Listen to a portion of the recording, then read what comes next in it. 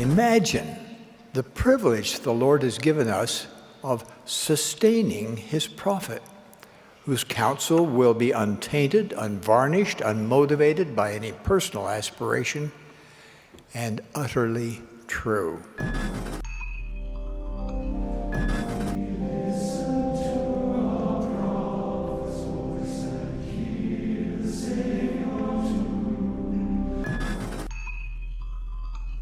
To develop enduring faith and enduring commitment to be a full tithe payer is essential. Initially, it takes faith to tithe. Then the tithe payer develops more faith to the point that tithing becomes a precious privilege. Not only that, tithing will keep your name enrolled among the people of God and protect you in the day of vengeance and burning.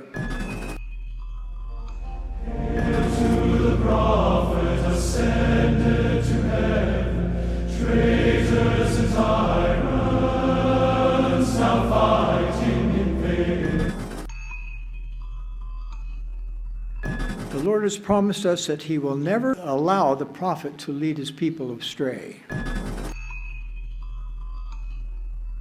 You may not like what comes from the authority of the church. It may contradict your political views. It may contradict your social views. But if you will listen to these things as if from the mouth of the Lord himself, with patience and faith, the promise is that the gates of hell shall not prevail against you.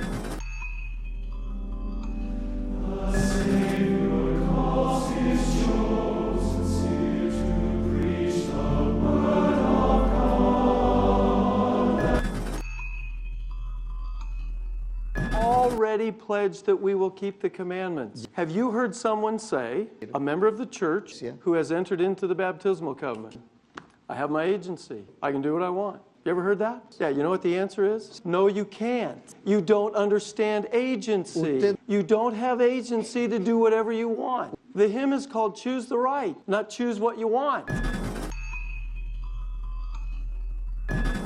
Now, I want to say this in terms that I hope won't be scary, but they're true. If, after having entered into the covenant, we don't abide by the conditions of the covenant. For example, if you and I don't pay our tithing, do we have the option not to pay our tithing? Nope. It's breaking a covenant. It is not the exercise of agency anymore. If some night you don't want to go to sleep, read the scriptures and learn about what happens to covenant breakers. I guarantee you, you will not go to sleep. If I get a feeling about something or get what I think is an answer, and it doesn't have in it a feeling of love of the Savior and love of the Lord's servants, I'm concerned. Do you see what I mean? That is, I think, well, that's just my opinion, and I worry about that. The question was, how do you know whether it's your opinion or not? I would think, by and large, for me, it is, I'll feel better if I feel it's consistent with loving the Savior and loving the Savior's prophets. If it doesn't fit there, I'd say, well, be careful, because that could be just your own. That could be your own thinking, not what God's trying to tell you.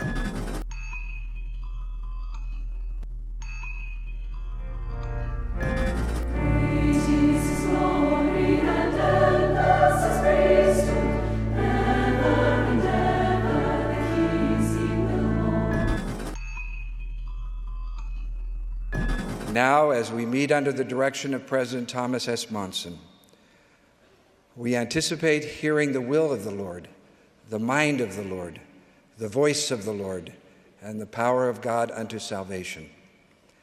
We trust in his promise, whether by mine own voice or by the voice of my servant, it is the same.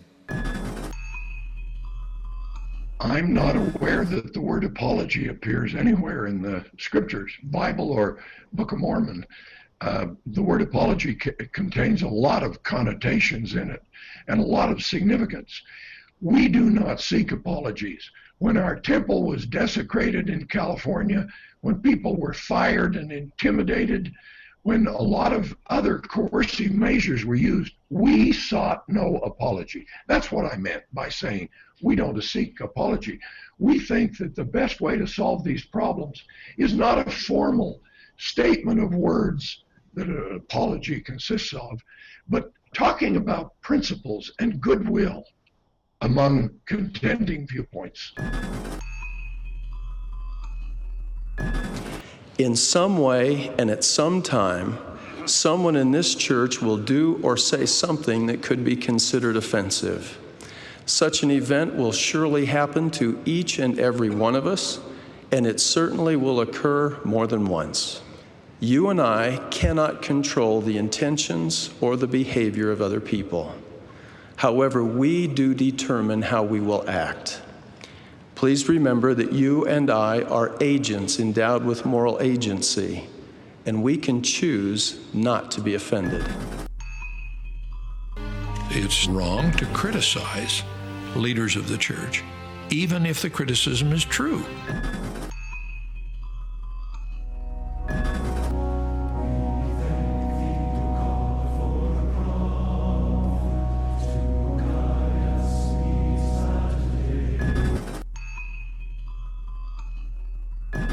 Gratefully, we thank God for a prophet to guide us in these latter days.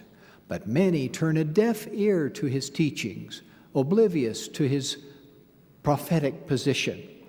They do so at great risk, for scriptures contain this warning. A prophet shall the Lord your God raise up unto you. Him shall ye hear in all things whatsoever he shall say unto you. Every soul which will not hear that prophet shall be destroyed from among the people. Being a member of this church affects everything. Where you go, where you don't go. What you think, what you don't think. What you speak, what you don't speak. What you eat, what you drink, what you wear. For now, give Brother Joseph a break. Doubt your doubts before you doubt your faith. Just trust us. We're as transparent as we know how to be in telling the truth. We have to do that. That's the Lord's way.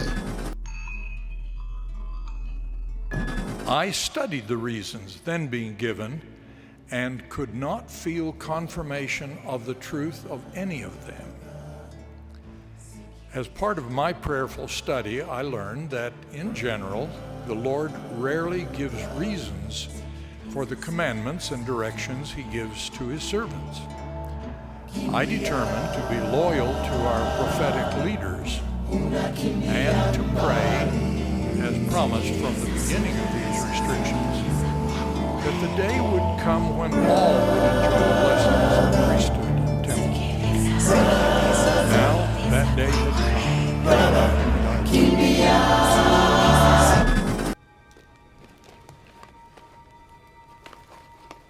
Where are those keys, Rose?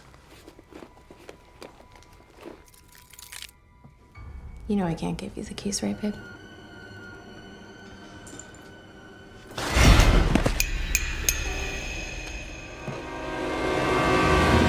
Oh, freedom over me. And before I'll be a slave, I'll be buried in my grave and go home to my Lord and be free.